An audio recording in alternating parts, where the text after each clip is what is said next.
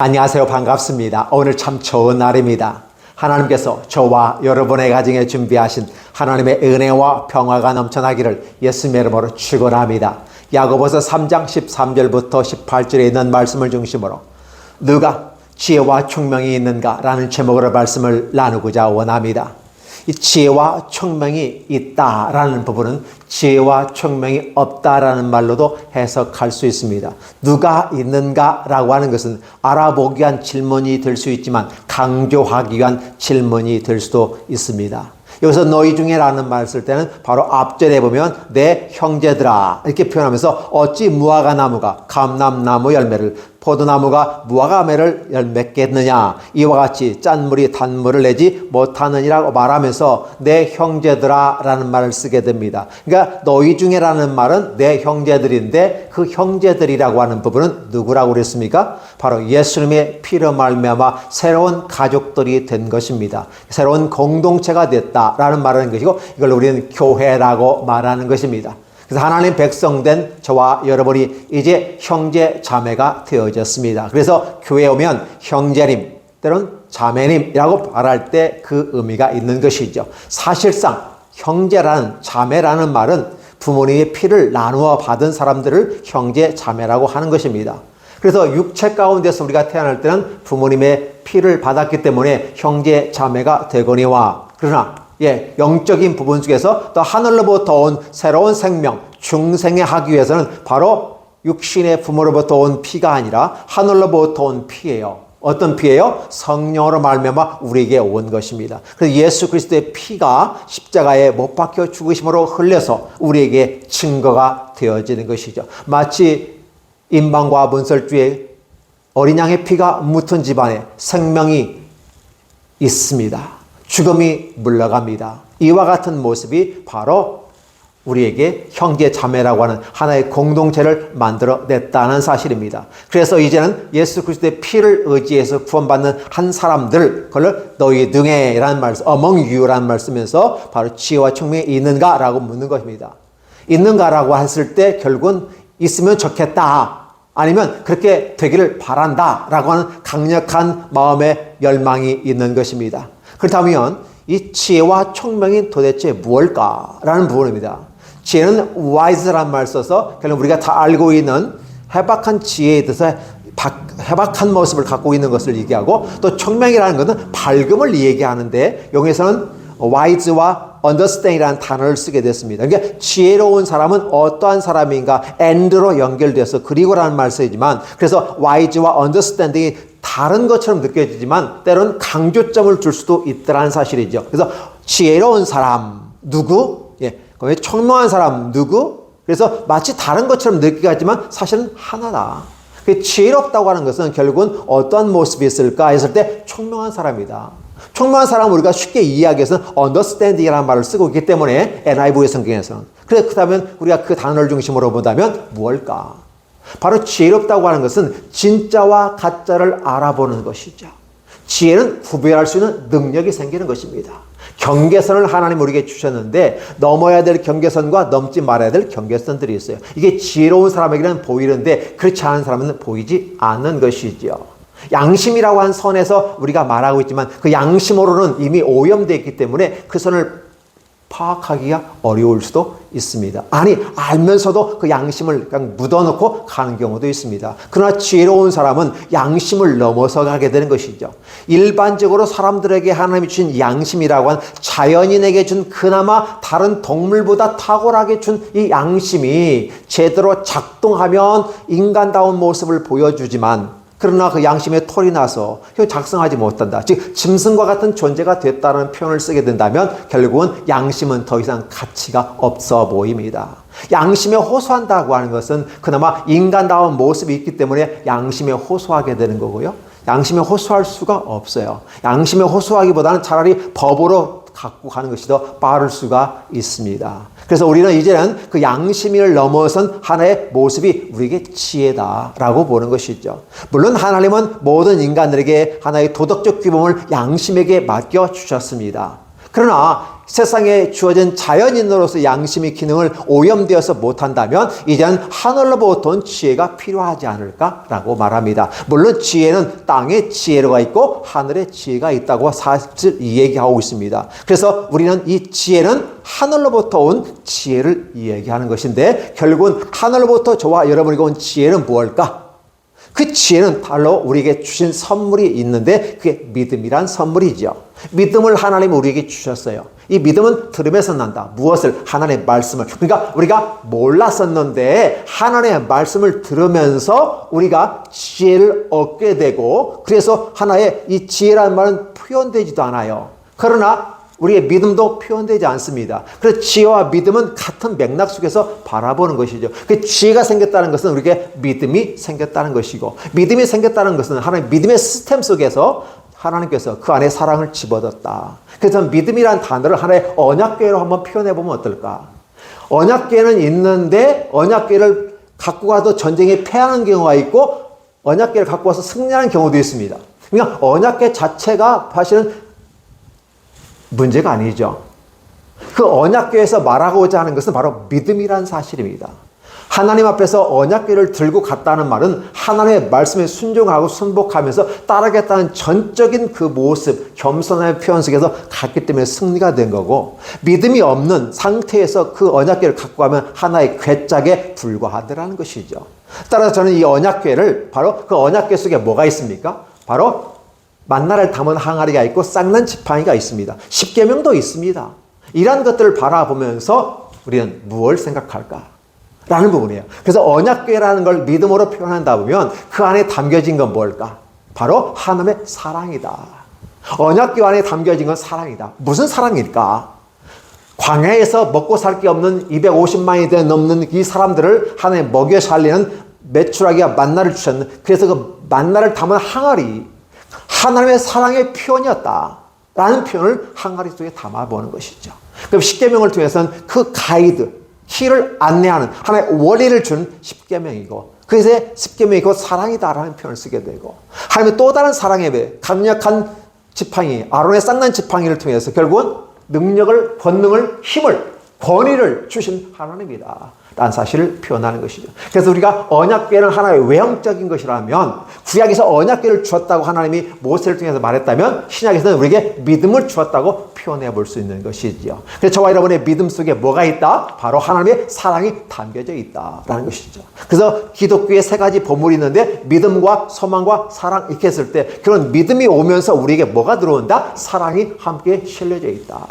그래서 언약 그 십계명과 만나당 항아리, 그다음에 쌍난 아론의 지팡이는 삶의 현장 속에서 우리와 함께한 하나님의 아름다운 역사였다라는 것을 보여주기 때문에 바로 하나님의 사랑으로 저와 여러분에게 함께 다가오고 있더라는 사실입니다. 이 아름다운 모습들을 바로 보여주는 것이죠. 그래서 결국은 우리는 어떻게 했다? 이제 하나님께서 주신 지혜로운 아름다운 모습으로 우리를 표현하면서 이 지혜가 바로 온유함으로 표현됐으면 좋겠다. 그래서 지혜의 온유함으로 행실을 보여라.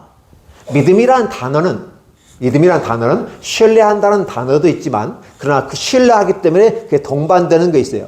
바늘과 실이 간다고 말씀을 저번 주에 설교를 드렸습니다. 함께 동행하고 맞춰야 되고 하나의 짝이 이루어져야만이 비로소 믿음다워지는 것이죠. 그래서 온전한 믿음을 이루기 위해서는 결국은 뭐가 된다? 행함이 따라와야 되는데 이건 바늘과 실의 관계에 있다. 바늘만 혼자 간다고 되는 게 아니다. 실이 가져야 어떤 결과를 만들어낼 수 있기 때문에 라는 표현을 쓰게 되는 것이죠. 그래서 오늘 저와 여러분들에게 바로 지혜와 총명을 말할 때 그 지혜를 우리에게 주는 거죠.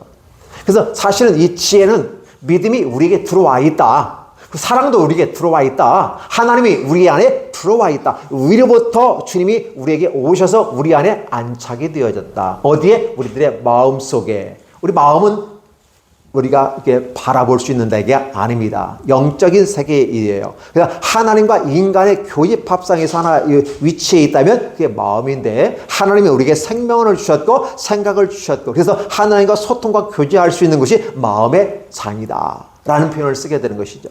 근데 그러한 것들을 우리가 인지하고 느끼는 게 지혜다.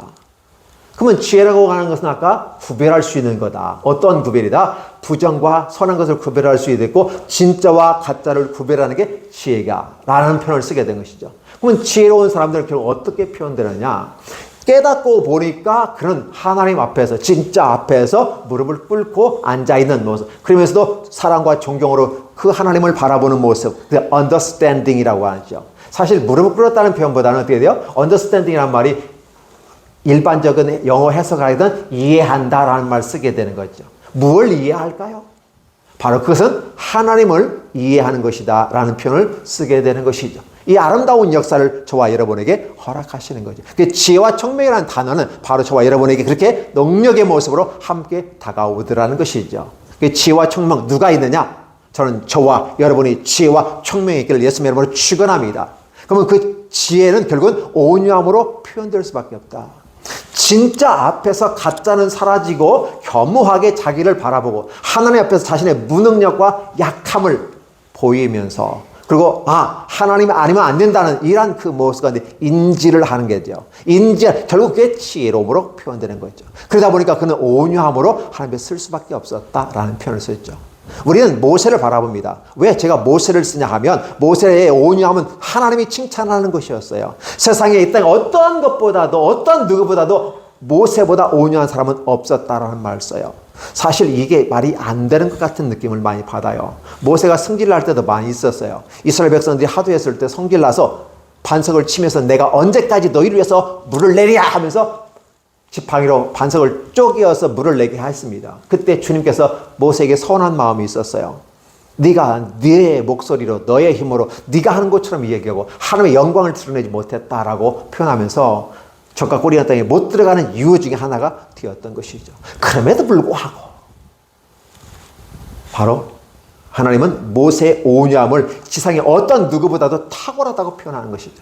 사실 모세도 인간입니다. 그런데 모세에게 그렇게 칭함을 했다고 하는 것은 무슨 의미가 있을까? 바로 앞으로 오실 메시아, 즉 모세가 그럽니다. 나와 같은 또 다른 선지자가 나타나는데 라는 표현을 했을 때 그 또 다른 선지자가 누구예요? 메시아입니다. 그러니까 모세에게 나타났던 이 모습은 결국은 앞으로 오실 메시아가 갖고 있는 온유함이었다라는 걸 표현해 보는 것이죠.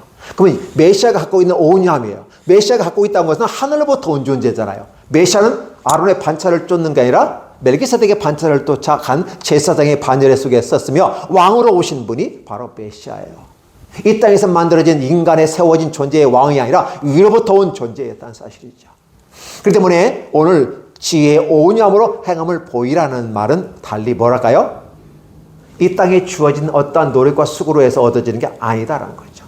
이 땅에서 온유라는 말을 썼을 때는 어떻게 해야 돼요? 우유부단하거나 아니면 비열하거나 아니면 무력하거나 이런 모습이 약한 존재를 온유함으로 표현해 볼 수도 있습니다. 그러나 온유함의 긍정적인 부분은 바로 부드러운 것 같은데 강하고 자신의 위치를 알아서 서 있는 거죠. understanding이라는 그 단어가 바로 너는 어디 있느냐라고 묻잖아요. 아담과 하와가 숨어 있을 때 아담아 너 어디 있느냐고 물었을 때 바로 무엇을 얘기합니까? 위치적인 의미에서 현재 어디? 경도, 위도, 좌도 좌표 찍어봐. 이 개념이 아니잖아요. 바로 이 총명의 상실됨을 얘기하는 겁니다. 너 지금 어디 있니? 네가 지금 하나님의 지혜를 버리고 악한 마귀에 감교한 그 혀의 모습에 놀아나서 약속을 깨버리고 그 젖과 꿀이 흐르는 땅이라고 볼 수 있는 그 에덴 동산, 생명수가 흐르고 생명실과가 있는 영생할 수 있는 가능성을 가지고 있는 그곳에서 결국은 너는 떨어져 나갔지 않느냐라는 말을 하게 되는 것이죠. 이 모습이 너 어디 있니? 그래서 결국은 이 너 어디 있니라는 말은 너의 현 상황을 현 주소를 이해하라 라는 거예요. 근데 네가 지혜가 있으면 하나님 앞에서 언더스탠딩 하면서 겸허하게 주님을 바라보는 예전의 모습으로 돌아가야 된다라는 사실을 얘기해 주고 있는 것이죠. 그러나 첫 번째 사람 아담에게 악한 마귀는 하늘 아래까지 침공하잖아요. 하나님의 통치하는 그 영역까지 악한 마귀가 들어와서 결국 인간을 파괴해버리고 하나님부터 분리시켜 나가서 하나님을 괴롭게 하는 악한 마귀의 모습을 그대로 보여주는 것이죠. 따라서 하나님을 떠난 너의 모습 가운데 너는 어디 있니? 라고 Where are you? 라고 물으면서 결국은 나는 알고 있습니다. 내가 현재 어디 있는지. 그러면서 자기를 아는 사람은 자기 자각이 된 사람이고 자기를 객관화시킨 사람이고 성숙한 사람이라는 사실. 그래서 우리는 그런 사람들을 지혜롭다고 얘기할 수도 있다는 사실이죠. 그래서 지혜와 총명이 있는 사람은 누구인가? 라고 했을 때 바로 너희 중에, 형제 중에 예수 그리스도를 말미암아 하나의 공동체가 된 우리 교회 중에서 지혜와 총명이 있는 자가 누구냐? 그랬을 때 진정으로 네가 믿음을 가져 있고 하나님 나라의 공동체 일원으로 산다면 너의 지혜 온유함으로 너의 모습을 보여라. 행함으로 보여주라. 근데 사실은 우리가 이 육체를 갖고 있기 때문에 땅의 어떤 지혜를 가지고 살아가기도 하지만 하늘로부터 온 지혜를 가지고 살아가기도 합니다. 두 가지의 지혜 영역이 있어요, 사실은. 그래서 우리가 이렇게 보여줘. 그러면 이 땅에서 오는 지혜는 뭐냐? 과연 이 땅에서 오는 걸 지혜라고 말할까? 자, 아래로부터 오는, 땅으로부터 오는 것들. 그냥 너희 마음속에 독한 시기와 다툼이 있으면 자랑하지 말라. 진리를 거스려 거짓말하지 말라. 왜 우리에게 그런 모습이 나타날까요? 우리는 우리들의 마음속에 세상적이다, 마귀적이다, 그리고 또 아울러 정욕적이다 이런 표현을 쓰게 되고 인간적이다, 인간성을 갖고 인간의 그 욕정을 갖고 있는 이 모습 가운데 있기 때문에 결국 이것은 세상적이다, 땅으로부터 올라왔다라는 표현을 쓰게 되죠. 결국은 그런 것에 의해서 독한 시기와 다툼이 있고 그래서 때로는 자기가 잘났다고 떠들면서 자기보다 좀 잘난 사람은 시기하고 근데 일반적 시기가 독한 시기예요. 그리고 그래서 안 되면 다투고 결국은 싸우고 나중에 다투면 전쟁으로 비화되는 모습을 봅니다. 때로는 거짓말하기도 합니다. 이 땅의 것으로 과연 자기를 지혜 온유함으로 표현하라고 말한 이 말을 이루어갈 수 있을까요? 이루어갈 수 없음을 얘기해주고 있죠. 이 땅의 것으로는 이룰 수 없습니다. 그래서 결국은 정욕적이고 마귀적이고 세상적이고 인간적이란 이런 표현을 쓰게 됐을 때는 어떠한 모습이다? 이걸로는 하나님의 나라의 의를 이룰 수가 없다. 독한 시기와 다툼과 결국은 재판을 받게 되고 심판을 받게 되는 것이죠. 이러한 모습을 저와 여러분에게 합니다.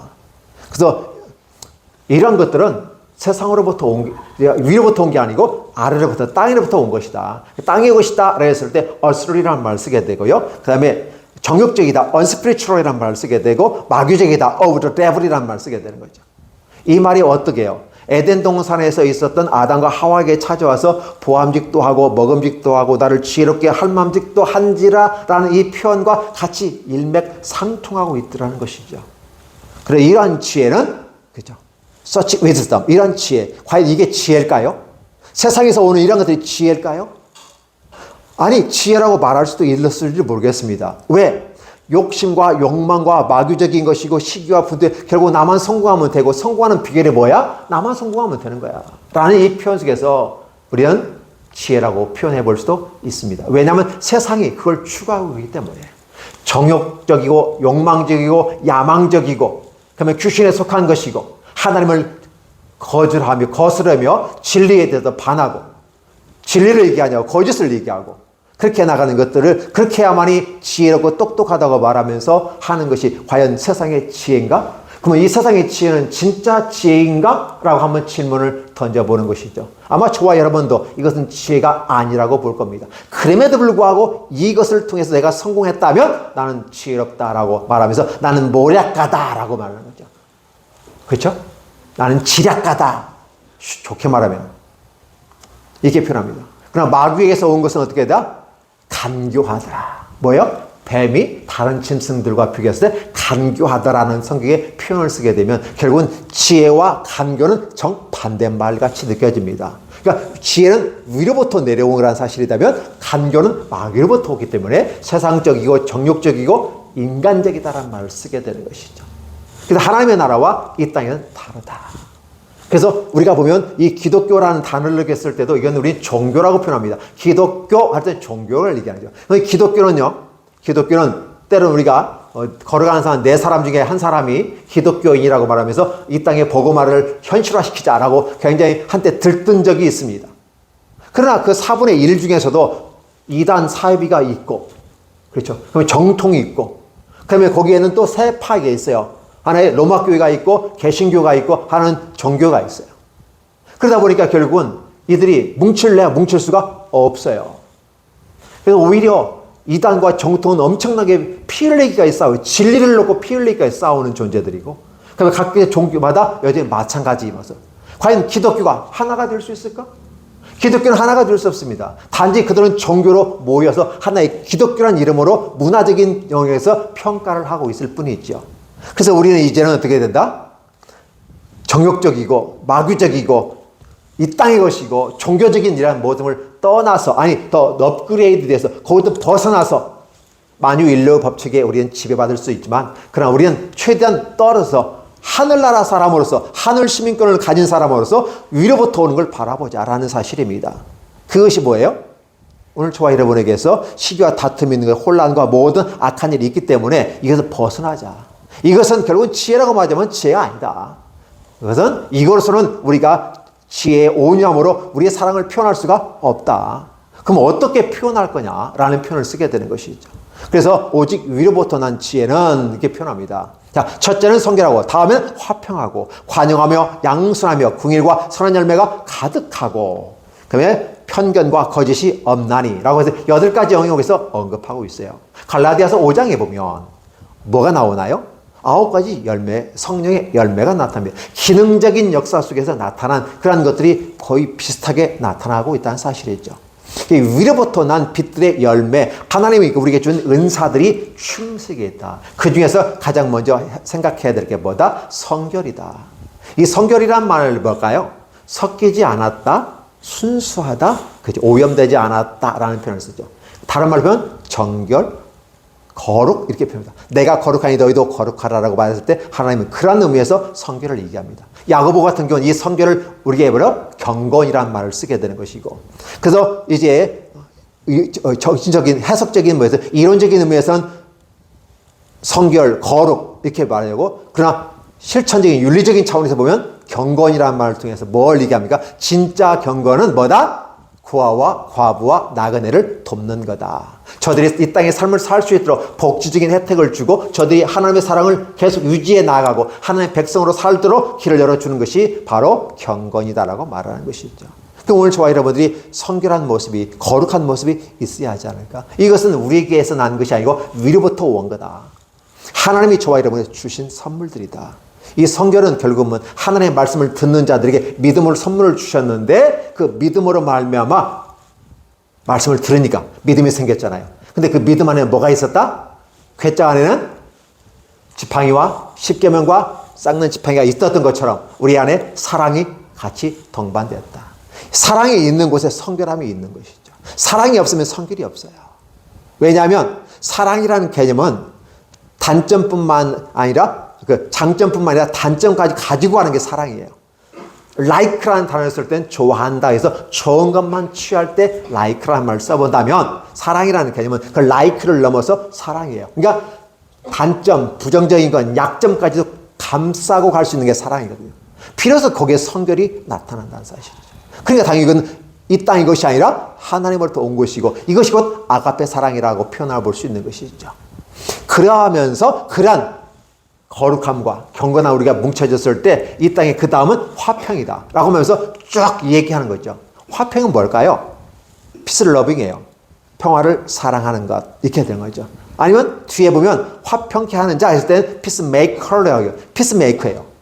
평화를 만들어가는 자라는 표현이죠. 결국은 성결하고 거룩한 사람들, 그죠? 경건하고 사랑을 실천하는 사람들이 이 땅의 평화를 만들어가더라. 복지를 실현하고 함께 베풀어가면서, 근데 그 복지가 누구를 위한 복지예요?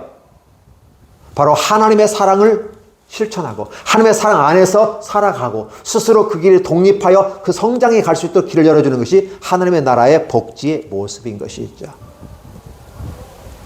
소수자라고 해서 무조건 돕는 게 아니에요. 진짜 도울 가치가 있는, 그렇죠? 어떤 도울 가치가 있을까요? 이 땅에서는 모든 인간은 다 복지의 대상이 됩니다. 그러나 우리의 이 복지는 어떤 개념을 복지가 아니면 그런 사회복지적인 개념을 넘어서서 이제는 어떻게 돼요? 하나님의 아들과 딸로서 마땅히 충실하게 할 수 있도록, 그래서 약자가 된 상황, 예수님 믿었는데 약자가 된 상황인데 그들을 돕는 겁니다. 그들을 돕다 보니까 믿지 않는 사람들까지도 복음을 전하고, 그래서 사회복지가 처음에 기독부인들이 가서 COS 자선조직협회가 그 기독부인들이 가서 돕는 가정 속에서 함께 사랑을 실천하면서 사회복지하기 시작했고, 그래서 국가복지로 함께 나가고 복지 개념으로 나아가게 되는 것이죠. 그러니까 이 복지가 하나님과 관련되어졌을 때는 의미가 크지만 하나님과 관련되지 않는 인간적인 차원에서의 그러한 복지는 또 다시 한번 생각해 보아야만 한다는 사실이죠. 오늘 저와 여러분들에게 함께 나타나는 부분이 그래요. 화평케 한다는 말이 대단히 중요하죠. 실체적인 부분에서. 그래서 결국은 이 화평케 하니까 결국은 어떻게 돼요? 평화를 만들어가는 사람에게 관용하고 양수하고 긍휼. 이 긍휼이라는 말은 충만한 긍휼을 말해요. full of mercy 해가지고 충만한 거. 선한 열매, good fruits 가득하고, 그 다음에 편견, impartial. 이게 뭐라고 합니까? 부분적이잖아요. 편견이 없어요. 오만과 편견이라는 말 쓸 때 쓰는 거잖아요. 자, 편견이 없고, 그 다음에 거짓이 없다. sincerely, 진지한 사람들을 얘기하는 것을 얘기하죠. 그럼 이러한 것들은 결국은 뭐냐면, 위로부터 온 하나의 열매들이다. 은사들이다. 라고 표현한 거죠. 하나님께서 우리에게 주신 것이다.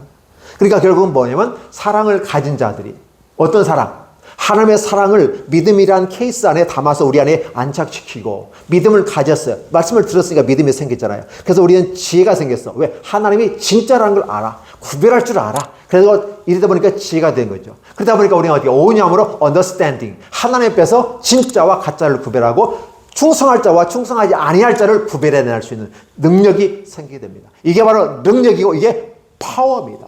성령께서 우리에게 놀라운 능력으로 함께 하시는 거죠. 그래도 지혜와 총명이 우리에 있다. 그러면 지혜와 총명이 있는 자는 세상 것으로 말미암아 사랑을 실천하려고 노력하는 것이 아니다. 위로부터 온 걸로 해야 된다라고 얘기하면서 이런 열매가 가득한 삶으로 가야 된다. 그래서 이 야고보서 외에 또 다른 서신서들도 다른 사도들도 결국은 이런 열매에 대해서 얘기해요. 마음으로는 은혜를 받습니다. 그 다음에 손과 발의 기능적인 차원에서 하나님께서 우리에게 은사를 주십니다. 각종 능력으로 함께 하십니다. 그 말은 무엇일까?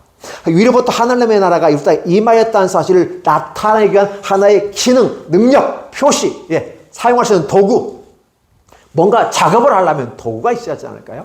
그래서 그 도구를 주셨다. 이게 은사다라고 말하는 것이죠. 결국은 화평케 하는 자들은 이렇게 표현하죠. peacemakers겠죠.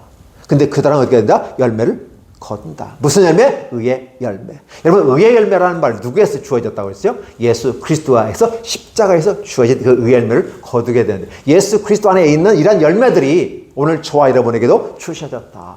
선물로 주셔졌다. 그런데 이것이 우리 안에서 지금 어떻게 해요? 인생이라고 하는 시간 동안에 뭘 해야 됩니까? sow in peace예요. 평화 안에서 심는다. 그러면 in peace란 말이 in Christ란 말을 바꾸면 어떻게 해요? 예수 그리스도 안에서 심는다라는 표현을 쓰게 돼요. 그게 하나님을 믿는 믿음으로 하나의 공동체가 되고 교회의 멤버십이 회원이 되어져서 나아가게 될 때 그는 예수 그리스도의 마음, 그 예수 그리스도의 마음은 온유한 마음이었다. 구약에서는 모세를 통해서 온유함이 있고 온 지면의 인간보다 탁월한 온유라고 했을 때 그건 누굴 진짜 모세를 얘기했을까? 앞으로 이 모세를 통해서 진짜 오실 메시아, 이분의 온유함이 나타나는데 십자가에서 온유함이 완성을 이루었다. 결국 예수님의 온유함은 십자가로 열매를 맺는데 사랑을 실천했어. 하나님 우리를 사랑하셨는데 십자가에 못 박혀 죽으심으로 말미암아 우리에 대한 사랑을 확증하셨다. 로마서 5장 8절에 기록한 것 같이 이렇게 말하고 있다는 것입니다. 그러면 의의 열매라는 말은 예수 그리스도에 의해서 이루어진 열매인데 오늘 저와 여러분의 마음속에도 함께 작동하게 되는 것이죠. 무엇으로? 그리스도의 사랑으로. 뭘 표현해서? 믿음을 통해서. 그래서 믿음이라는 단어가 아까 신뢰한다는 말도 있고 그렇죠? 그렇지만 어때요? 그에 따라온 행동이 뒤따라지는데 그 뒤따라오는 게 뭐예요? 바로 화평을 심는 거잖아요. sow in peace. 화평을 심는데 이 평화는 추상적이잖아요. 근데 마치 씨를 뿌리는 것처럼 심는다고 해요. 사랑을 심는다. 그렇죠? sow in love, sow in peace, sow in Christ. 예수 안에서 심고 사랑을 심고 평화를 심는다. 이렇게 되는 거죠. 그러니까 당연히 의의 열매를 거둔다. 이 모든 것은 예수 그리스도와 관련되어 있다는 표현을 쓰게 되는 거죠. 하나님의 형제가 된 예수 그리스도의 형제였던 신육체의 혈육이었던 그렇죠? 어머니의 피를 함께 나누은 형제였던 바로 야고보가 육체를 따라 말하지 아니하고 신령한 영적인 형제 자매를 이해하면서 내 형제들아 너희 중에 이렇게 표현하면서 결국은 우리 믿음의 사람들 앞에서는 어떠한 모습으로 드러날 것인가를 이야기하는 것이죠. 그건 화평케 하는 자는 결국은 누구예요? 예수 그리스도를 이야기하는 거죠. 예수 그리스도를 이야기하지만 실제 이 땅에서는 예수 그리스도는 하나님 보좌 우편에 계시니까 이제 그 모습을 바라본 저와 여러분들은 리모델링, 아니요? 뭐냐면 모델링 하는 거죠. 샘플링 하는 거죠. 누구를? 첫 열매인 예수 그리스도를 샘플링해서 나중 열매된 저와 여러분이 화평케 하는 자가 되고, 예수 그리스도께서 화평으로 심어 의의 열매 십자가를 통해서 사랑을 통해서 이 세상을 구원한 이 열매를 거두고 하나님 보좌 우편에 계셔서 다시 오실 날을 기다리는 그 모습, 우리의 거할 처소를 준비하고 계신 주님, 이런 모습을 바라보면서 우리도 열매를 거두어야 하지 않겠냐라고 하는 것이 야고보의 우리에게 주시는 말씀이다라는 사실입니다. 그래서 오늘 저와 여러분에게 너희 중에 말이에요. 이게 어떻게 될까요? 사실 양과 염소의 어떤 세계 속에서 교회라고 하는, 이 교회는 양과 염소로 체결됐습니다. 그렇죠? 그래서 나중에 교회는 양과 염소로 쪼개지게 되어 있어요. 염소는 심판을 받게 되고 양은 생명으로 천국에 갈 수 있습니다. 그러나 아직은 지상의 교회는 양과 염소가 섞여져 있는 상태예요. 누가 양이고 누가 염소인지 그 누구도 몰라요. 그러나 알 수 있는 건 한 가지, 화평케 하는 자, 그의 마음을, 지혜 오념을 가지고 열매를 거두는, 그래서 꾸준하게 평화를 심고 사랑을 심고 예수 그리스도 안에서 심어갈 때 우리는 열매를 거두는 걸 보면, 아, 이쪽은 양의 반열에 들어서서 하나님 보좌 우편에 올라갈 것이고, 그렇죠? 그냥 염소 측에 서 있는, 왼쪽에 서 있는 자들은 결국은 심판을 통해서 불의의 심판, 그래서 악한 심판으로 가서 지옥에 가게 된다는 사실을 얘기해 주는 것이죠.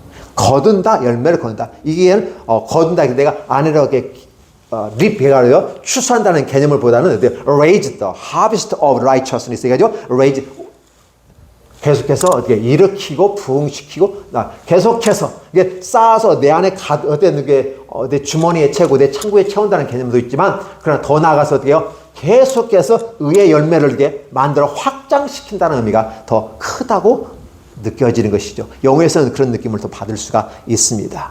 그래서 저와 여러분들이 이제 누가 지혜와 총명이 있는 자인가 했을 때, 오늘 저와 여러분이 지혜와 총명다 있는 자가 되기를 간절히 바라고요. 또 그 모습 가운데 우리의 더 풍성하게 우리를 만들어가고 세워가고 부흥시켜야 하지 않을까, 더 높여드려야 하지 않을까, 그렇게 생각해 봅니다. 함께 오늘도 하나님의 은혜와 평화가 여러분에게 있기를 예수님의 이름으로 축원합니다. 기도하겠습니다. 하나님 감사합니다. 일용할 양식을 주시고 그 일용할 양식 속에서 우리에게 함께 하셨던 하나님의 구약에서의 삶의 모든 환경들을 사랑이라는 표현으로 해보았습니다. 언약교회에 있는 이 세 가지를 단순하게 하나의 도구가 아니라 사랑으로 표현해보면서 오늘 우리 가운데 임하시고 우리들의 심령 가운데 임하신 그리스도의 아름다운 귀한 사랑을 담아가지고 우리가 갈 수 있도록 도와주옵소서. 그럴 때 우리들이 힘들고 어려울 때 믿음과 사랑은 이미 있는데 결국은 한 가지 남아있죠. 소망. 하나님 소망하면서 인내하면서 걸어갈 수 있는 용기와 능력으로 함께하여 주시옵소서. 예수님의 이름으로 축복하며 기도하옵나이다. 아멘.